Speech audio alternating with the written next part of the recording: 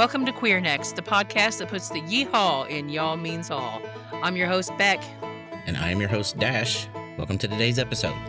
My dogs got into a fight last night. Wenda and PETA, the little ones. A real fight? Yeah, like a real fight. Like I dove in the floor to get between them. PETA gets really territorial about her food. And Wenda didn't eat all of her dinner last night, so PETA jumped on it. And when Wenda jumped down to check out her food again, she went for her throat. Like, yeah. Oh my God.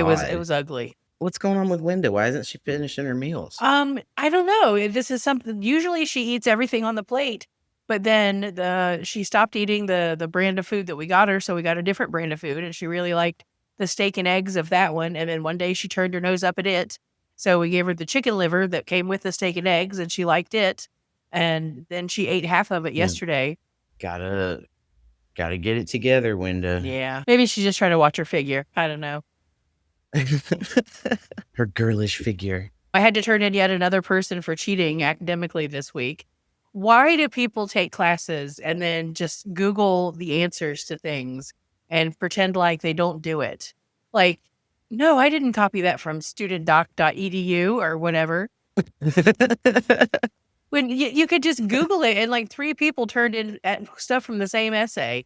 You know what I mean? Like, it's crazy. And one person had a 51% turn it in score and swore they had no idea how that stuff got in their paper. No idea. This one had a 34%. Oh, this week had a 34%. And it had full sentences lifted from, it was only a 1-page paper. And 34% of it was copied from an online source. I used to do, of course, you're teaching online, so you can't really do this, but I used to do a little presentation of like how easy it is for me to prove. Like I would take, if something turned up, I would show them like I copy and paste this, put it into Google, and it tells me what you got this from. Right. There's metadata. I know for a fact. I show them how Turnitin works. And, back then anyway, it helped. The classes that I taught people were most likely to do that in were writing classes because they were mad that they had to take them. Right. What do I have to take this for? Yeah. Why do I have to take English? Yeah. Well, why do I have to learn to communicate? Because you apparently can't string a sentence together without Googling it. And AI is fun to play with, but you got to be real careful, because it's wrong all of the time. It's fun to see what it'll spit out with different things, especially the images. I have a lot of fun playing with that, making things into different cartoons and comic books, and they're a good negative exemplar. And the research on the fact that it's not surprising that they're racist and ableist and all that stuff because American society is racist and ableist. When you take the source material gets polluted. It's like my theory of racism. It only knows what we know. Yeah, it's like my theory of racism where it's the pee in the pool. It's in everything. The pee in the pool, yeah. And like AI is only it only has the things we say to draw from. But so, that's a didactic on it of its own. There's like AI in this software I was using, what's it called? Citation software. And I would put something in there and I would say this back to me. Like, does this make sense? Basically, like if it could summarize it for me and it was what I meant for it to say, then I was like, okay, if even AI knows what I'm saying, then I must be saying it pretty clearly. But the pictures and things, I just feel too guilty because of the environmental impact. It reminds me exactly of when I was a kid and I thought that I personally could stop global warming and the ice caps from melting by picking up litter in my trailer park. Yeah. I'm of the mindset that it really doesn't matter what I do because there are famous people with their private jets and companies with their oil refineries and et cetera, et cetera. And there's no way I could do anything close to what they do. So I'm just going to live my life. I use way too many paper towels, unabashedly. It is this carbon footprint model. I know why we created it because it's kind of like the BMI. It is a way to demonstrate a phenomenon, right? Just a thing. It is not intended to be applicable at the personal level, at the level of the individual, the same as it is at the level of an organization. My personal carbon footprint is not the same as Exxon's or whatever. Exactly. I know that for people like me who have OCD, it's really easy for me to get wrapped up in what's right and wrong, like what's the right and wrong decision for me to make in a moment. And so like that is really affecting like this idea that, Smokey the Bear is looking at me. Only you can stop global warming. Maybe Smokey was right about the forest fires thing. I don't know. Like, it is more likely that one person starts a forest fire Right. than it is that one person contributes to global warming. Right. Well, normally I would say we should spin the wheel of what have you, but we actually have a first on Queer Next listeners. We have done something almost proper in podcasting, and we've invited a guest. So we're going to have our little buddy Lee Wade from the show Translucent on West Virginia Public Radio on WYSO Radio come and talk to us about his project, and he's going to play Wheel of What Have You with us.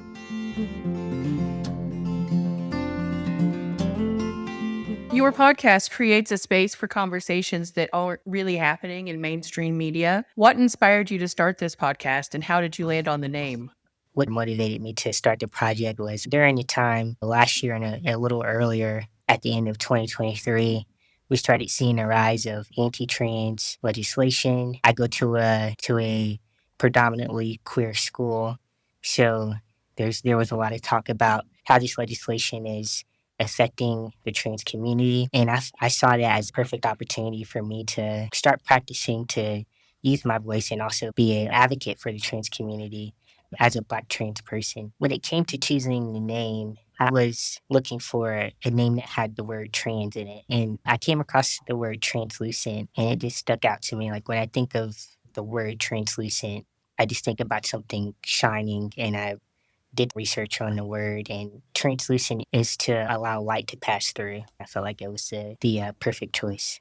I think it's just the perfect name for what it is you're doing. Do you want to say a little bit about whatever you're comfortable sharing about, where the project is located, where you're located, what kind of positionality is bringing these stories to us? Yeah, so my name is Lee Wade. I use he, him pronouns. I'm an Antioch College grad. Translucent is recorded on the campus of Antioch College at the station WISO. And Translucent is a collection of stories and interviews from transgender people all over, but the focus is mainly on trans people here in the state of Ohio.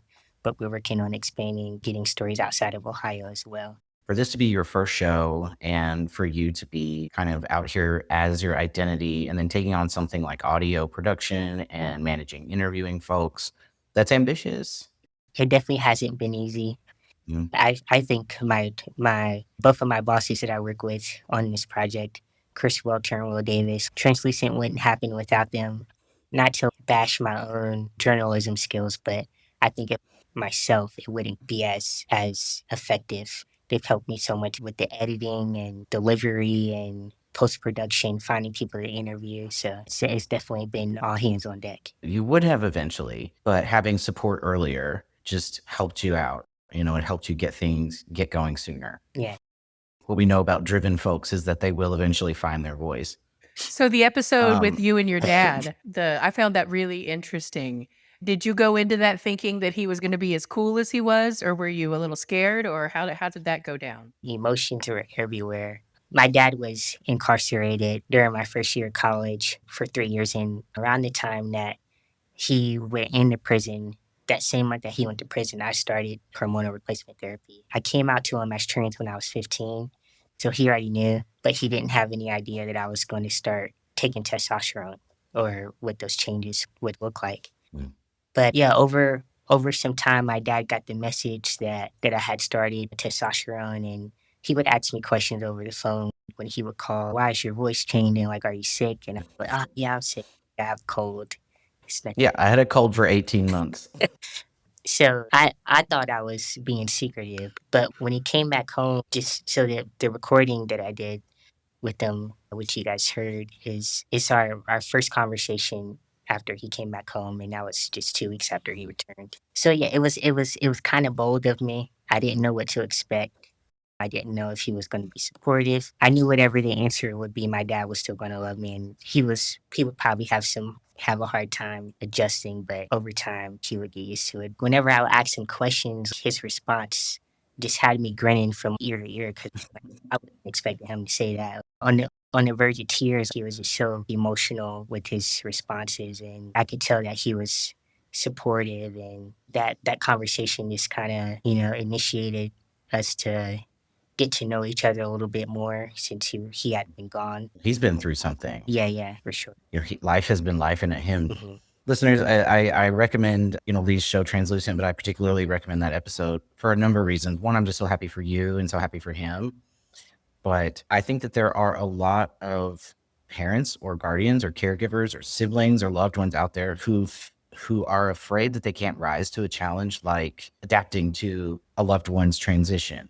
And they may preemptively overreact or something like that. And I promise you, if you love them, you'll surprise yourself, because that really is like that greases the wheels, the love does. And because my dad was the same thing. He told me, I'll never be able to use those pronouns. I'll never be able to use a name. He said, I'll try, but it won't happen. You know me, I'm old and this and that. He's correcting my mom these days. Yeah. Yeah, exactly. That's honestly, that's the same thought that I had. It was like he wouldn't, or like different family members wouldn't come around. But yeah, like you said, like dad and my twin sister, those are the two that I was scared to come out to. I thought they were judgmental, but nowadays they're the ones like, no, it's Lee. No, it's he, him.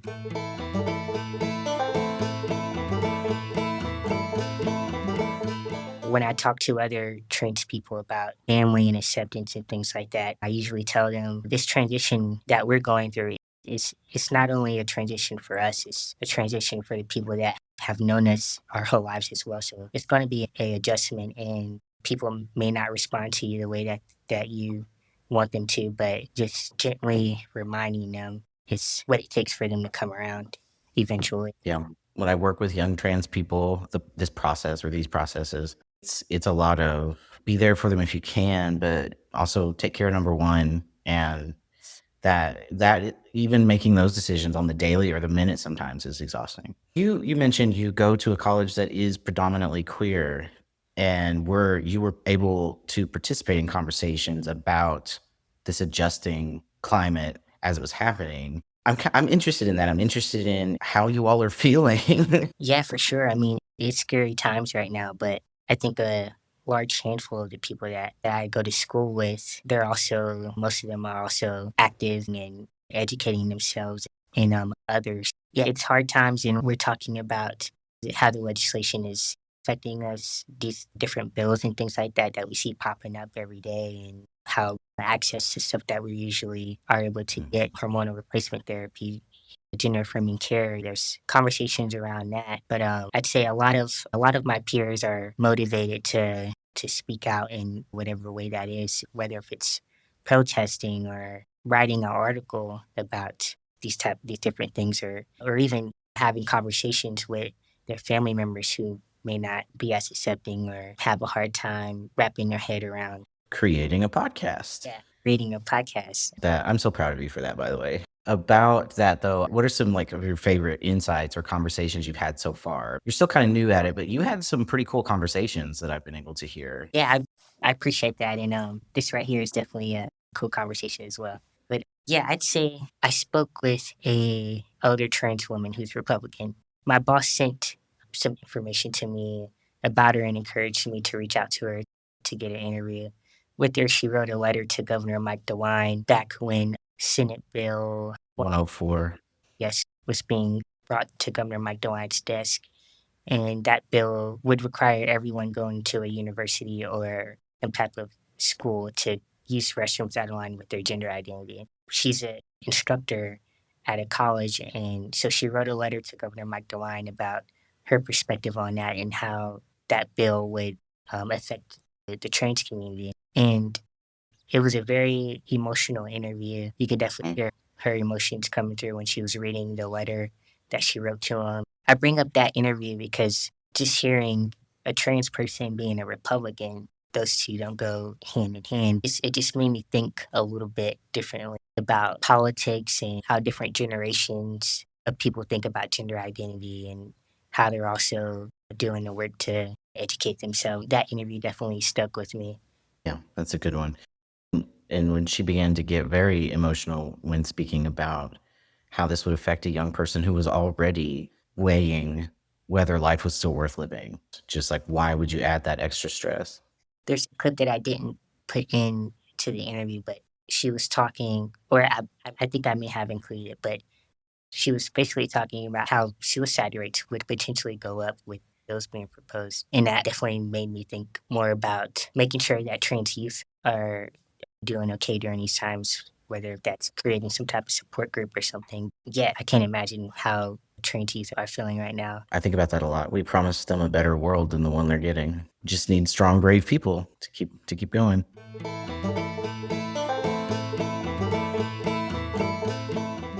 My boss sent me you all's podcast. I love how the conversation can start off with one topic and you guys bridge off to other stuff. You all find a way to like be real and pull in comedy, and it's so refreshing to hear. Last week I was listening to the first episode that you all recorded while I was cutting the grass. Well, thank you. Thank but you. I wasn't asking you to flatter us.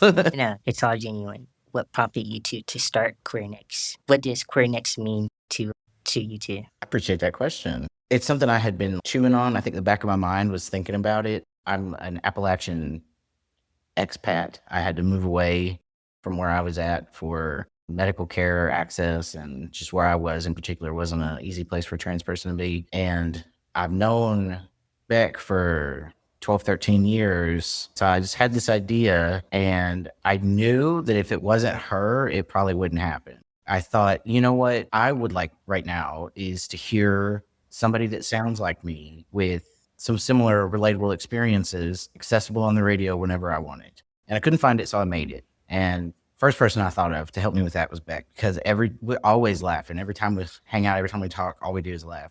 So I wonder, I actually haven't asked yet, what was it like for me to message you and be like, hey, do you want to start a podcast called Queer Next? I'm on summer break right now, and because I'm an instructor at the university, and this is my first summer getting paid while doing that. So I have been living the life, sleeping in and reading and playing video games and being a teenager all over again. And so Dash emailed me and was like, "Hey, do you want to start a podcast?" And I was like, "Why not? I have to get famous somehow." And seems like the perfect way to do it. So here we are. Some people they just shine too bright. I think a lot of people should be on the air and don't realize it. And so I want also to just make sure everybody knows that, yeah, there's a learning curve. There's a little bit of a funds exchange at the beginning. You just figure out a way to make it work and then get your voice out there. And it started to feel like imperative to have as many of those as we could. And then I saw that you started up almost exactly the same time as we did. And so I was like, this is pretty cool. Like, there's more people out there thinking that same way. I think you said, what does Queer Next mean to us? Honestly, for the most part, it's self-care for me. It's something to look forward to. It's something to love. It's a play date with my friend every week. It's a project that's mine. Nobody can take it. This doesn't go to work with me. This doesn't go to the DMV with me. It doesn't follow me all the places I wish I didn't have to go. It doesn't have to go those places with me. It's waiting for me when I come back. For me, it's about being able to go home a little bit. I've talked about it on the podcast a few times, but I lost all three of my parents in a very short period of time. And I had to go down there and help clear out the house and get rid of or shut down my dad's business and do that kind of thing. And then I had to move back up here to go back to work. And I probably won't be back in Appalachia if I don't have anybody left there. And being able to play with Dash is a way for me to be able to go home. I can hear the accent. We can talk about, yard sales and how fun those are. There's just so many things that we can do that makes me feel like going home a little bit. Speaking of, I think, why don't we give this wheel of what have you a spin here and see what I'm not wearing my glasses, so I could just make something up and tell y'all.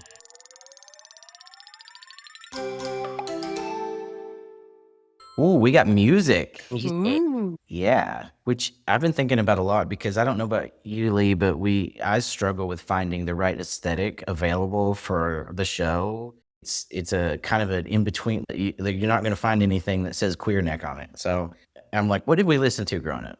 Because it was, there's some banjos. It was A lot of steel guitars. Steel guitars, upright basses, a lot of just regular guitars where I grew up.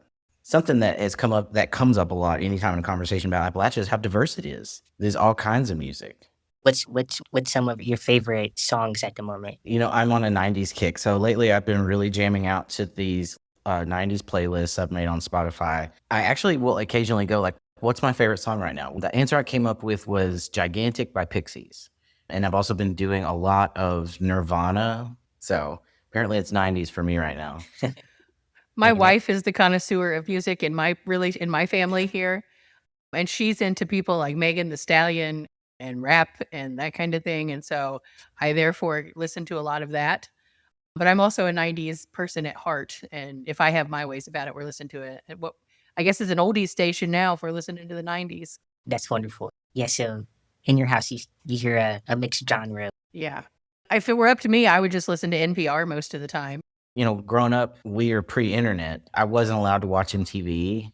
That was invented actually. When was MTV first invented? I believe it was 1982, I think. It's time for a Dash's Google back row. When did MTV start? 81. So it was okay. MTV started 2 months before I was born.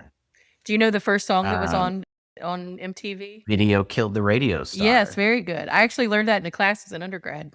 I love that song. Do you know that song, Lee? I don't. It's great. The very first music video ever played on MTV was Video Killed the Radio Star. It's a bop. So it was all radio, but I loved metal, like heavy metal. That was a revelation for me, like Ozzy Osbourne and that on the radio.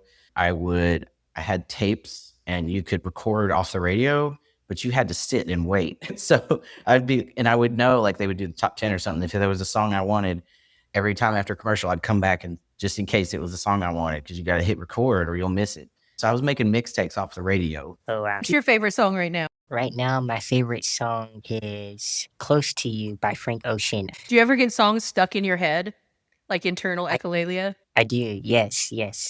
I get the most annoying random songs and they stay there for like a month at a time. Do you know the Eminem song? Or the Shake That Ass song? The one with Triumph. Mystical? No, it's Eminem. The one that he did as Triumph, the insult comic. I ain't never seen an ass like that. That song. I had that in my head for literally a month. And every time I turned around, I was like, you make my pee-pee go. But doing. Which is extra funny because I'm the biggest lesbian on the planet, right? To get a song out, you have to do something crazy. You have to either find a more annoying song. Sometimes I've written the lyrics out before. I'll write the lyrics out to see if I can get it out of my head. I actually am a musician too, which is...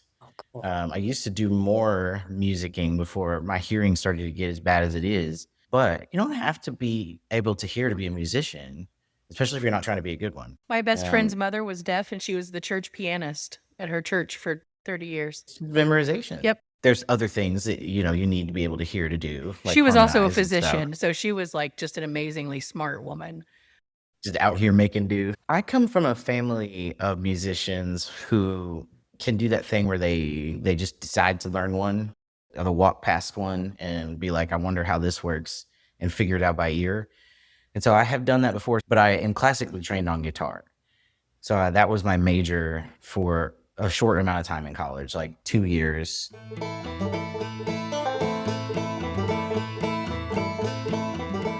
What about like cruising song? Like you're cruising around, right? If you're driving around, this is all we had to do where like we grew up. I don't know if it was like this where you grew up, Lee.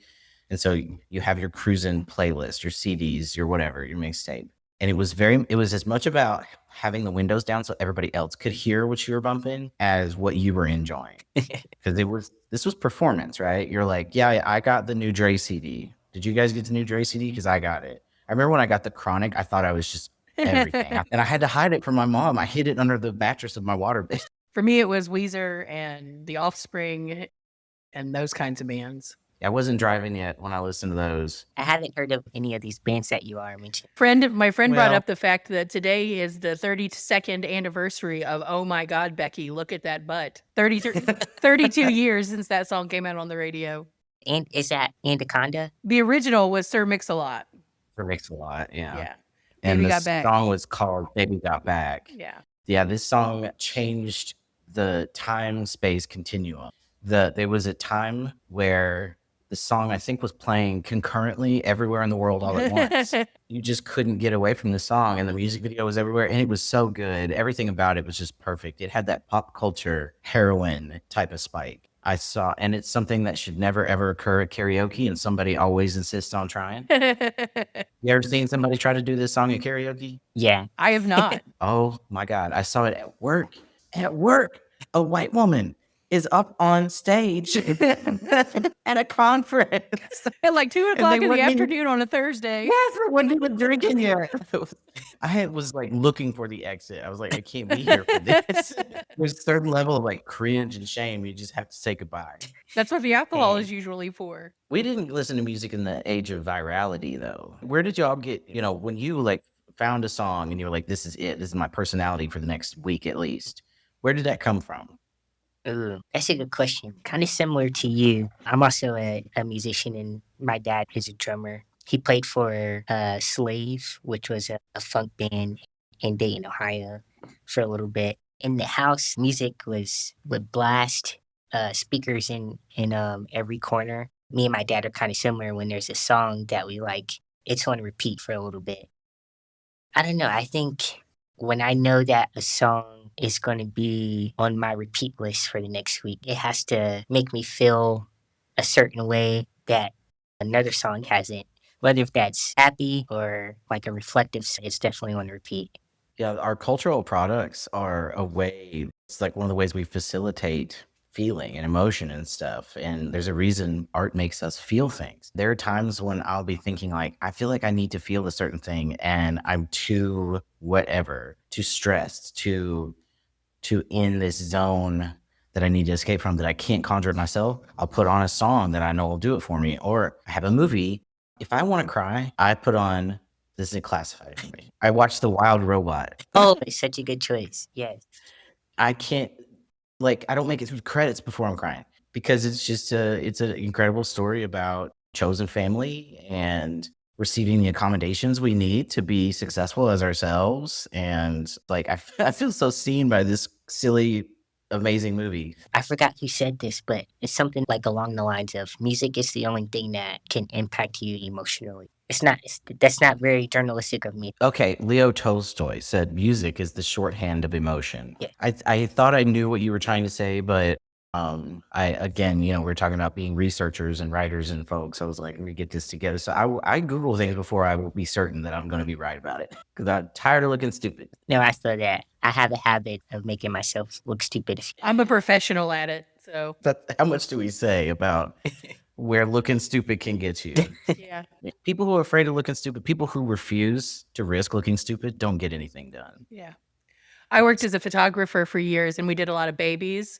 And just have to learn to make an idiot of yourself in front of the grown people because the whole point is to sell the pictures of the baby smiling. And once Yeah. you've done that baby- job, I can be cringe as I want to be. I can go do all kinds of cringy things and not even stress.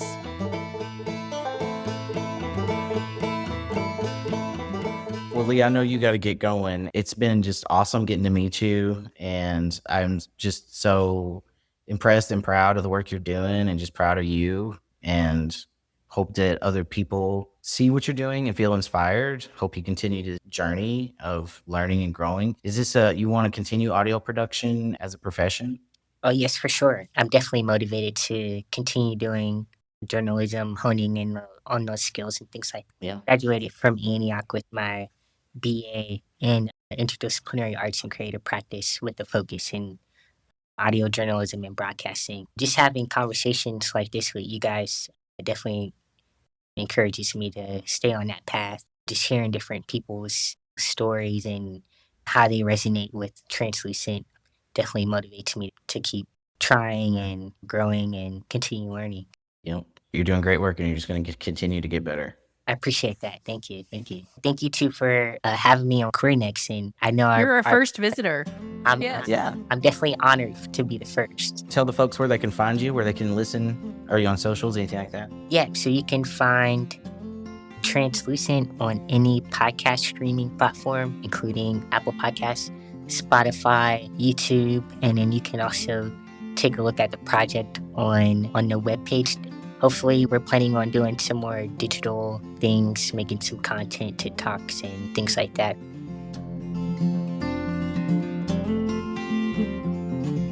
What a nice young man. He really is, yeah. Sometimes it's just nice to be reminded that there is some hope for the future. And I know that there's There's times getting old, you look at what young folks are up to and remember that you were also looked at that way. And then there's so many moments, especially working with emerging adults in higher ed, where you just get to be like, that is so cool. Like, you are just the coolest thing. And I'm glad you're here, and I'm glad I'm walking the earth with you at the same time. Yeah. That's why I teach those moments. That's exactly why I do it.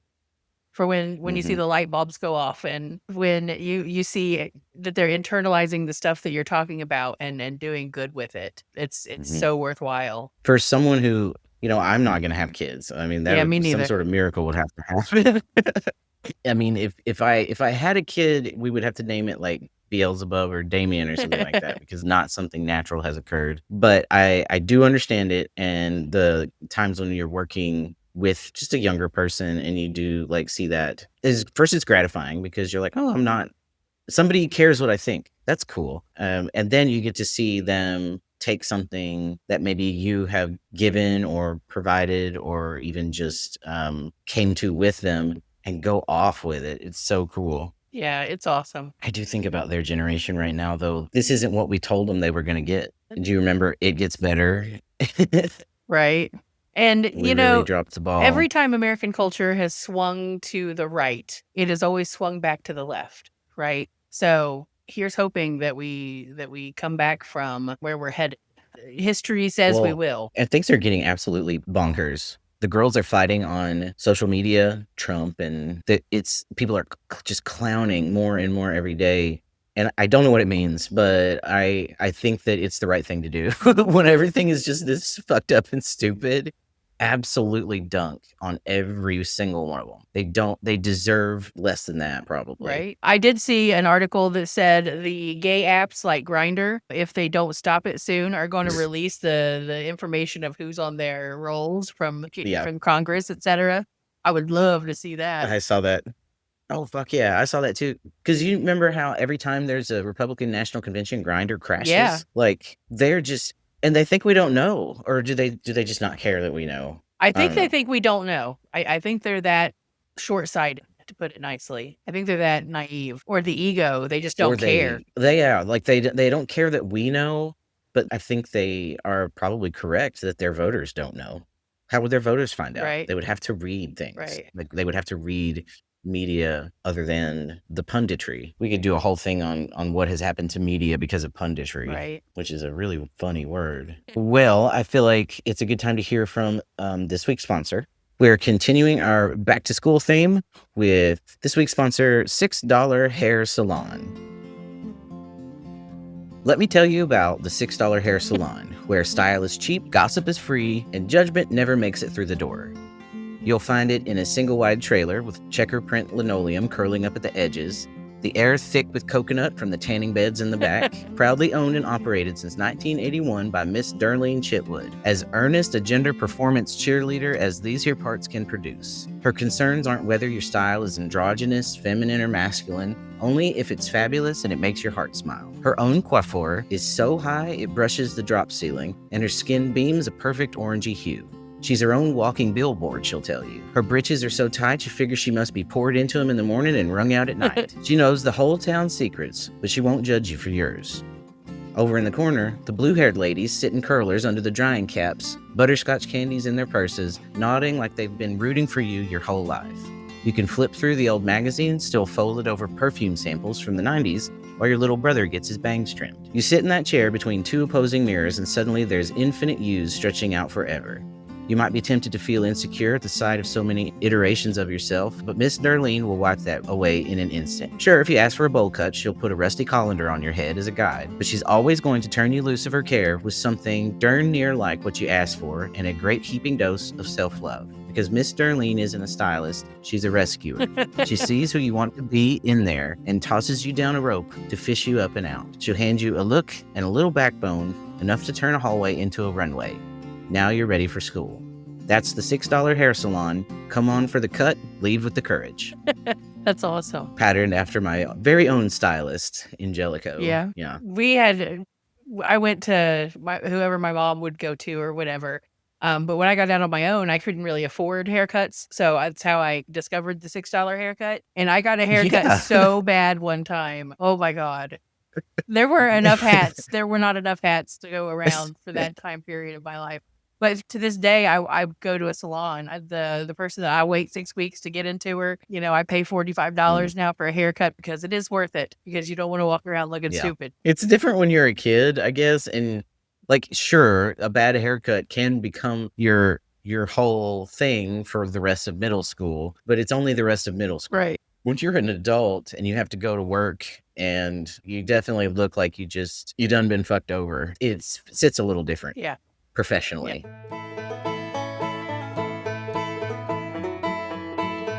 I say that as someone who cuts my own hair, though. Yeah, but your hair is like just short. I mean, It's just a fade. Yeah, I give myself the exact same fade every few weeks. do you like going to the barbershop? I love going to a barbershop. Yeah, I like a barbershop. Although, so often barbershops are supposed to be these apolitical places. They'll even sit you down and they always say, don't talk about religion, politics, or trucks. And they talk about all of them. Like they just start. And I'm like, and even if they don't, they ask me where I work. Okay, I work at a university. What do you do? I'm a paid faggot.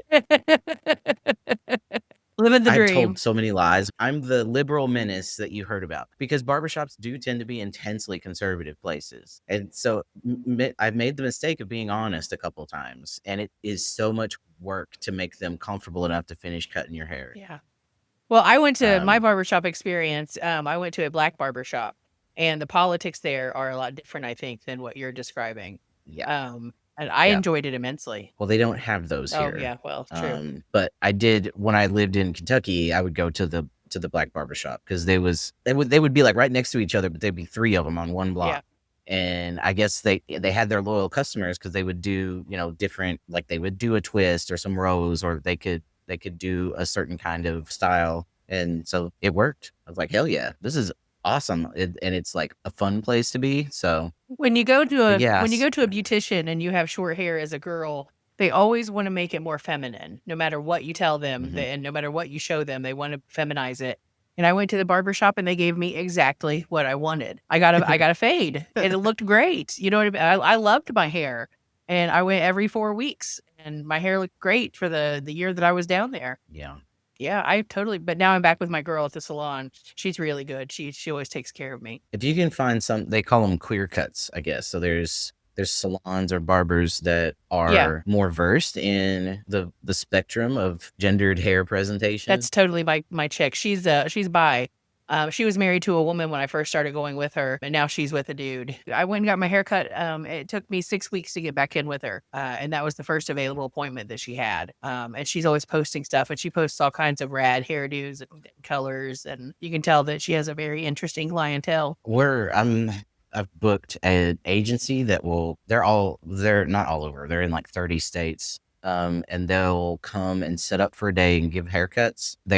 You can ask like, okay, can you do textured hair? Like I have a lot of students of color here who don't have access to a barber. And so they're going to come right now it's just twice a semester. I hope that we fill up all the slots and I can add a couple more. Cause a haircut every 6 weeks is a little rough for some people. Right. But it's so cool to know that service is there. Yeah, there's people that'll do that. That's awesome. I'm getting a tattoo in a couple of weeks. What? Yes. Is this your first one? No, I have 2. Oh, okay.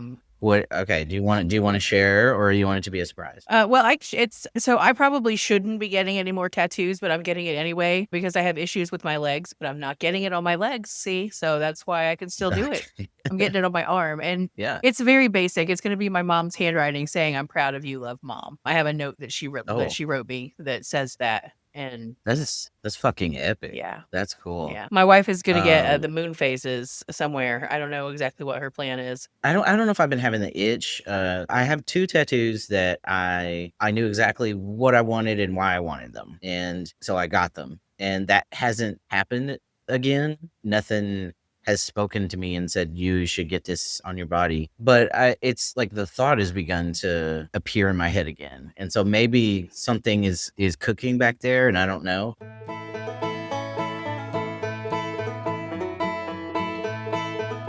I have a very redneck tale of how I got my first one. I was 15 years old and it was the summertime. It was a few months before my 16th birthday. And I wanted to get my nose pierced. And I asked my mom and she said, absolutely not. But I'll pay for a tattoo if you want one. I was 15. Yeah. And so my brother-in-law took me to this guy named Bubba Lou, and it was the first time I was ever around marijuana. And he had like a dentist chair where he did his work.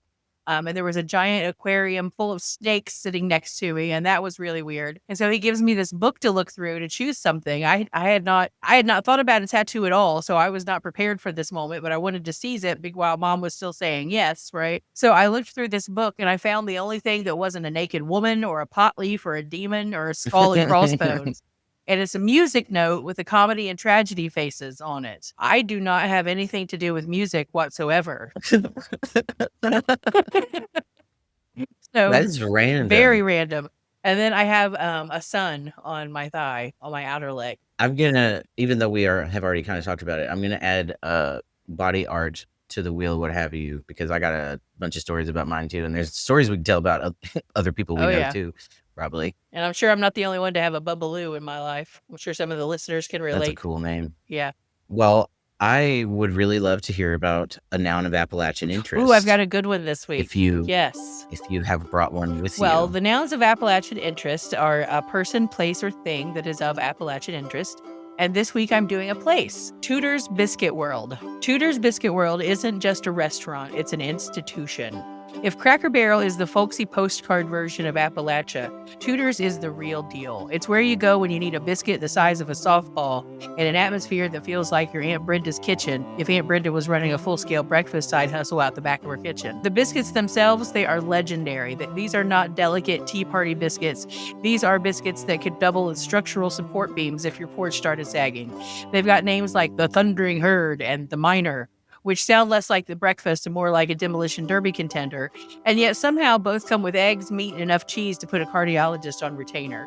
And then there's the Mountaineer, which was officially crowned the South's best biscuit in an online poll by Garden & Gun, a Southern lifestyle magazine.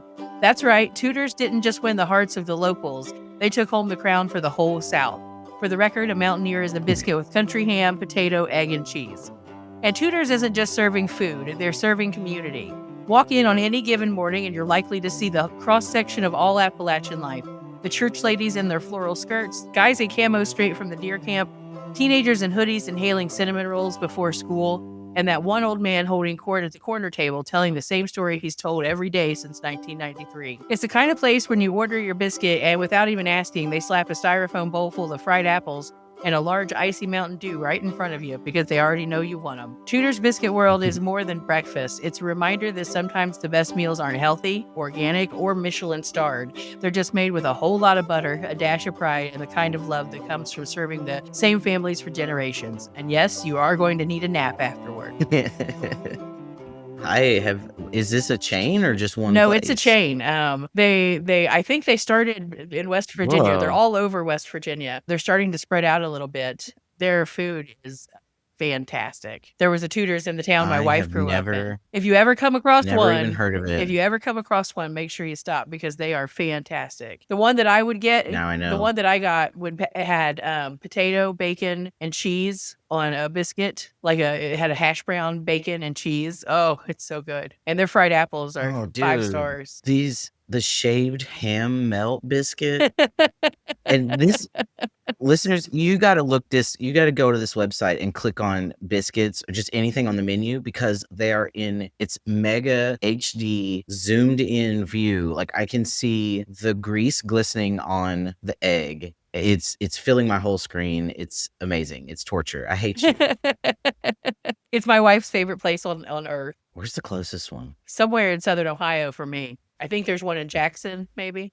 They're starting to pop up everywhere, like Big B Coffee. I forgot about Big B Coffee. Yeah, they're everywhere. There's even one in my little hometown. There's no Tudor's Biscuit World locations near you. Primarily located in West Virginia, Kentucky, Ohio, and Florida. Well, sad. That is it. But, I mean, they really were voted the South's best biscuit. There were like 6 rounds they had to go through, and it was an elimination style thing. They beat out Bojangles, they beat out Hardee's, they beat out Bob Evans, they beat out McDonald's. Oh, man, and I thought Hardee's would be unbeatable. Oh, no. Tudor's Biscuit World is obscene. It's so good.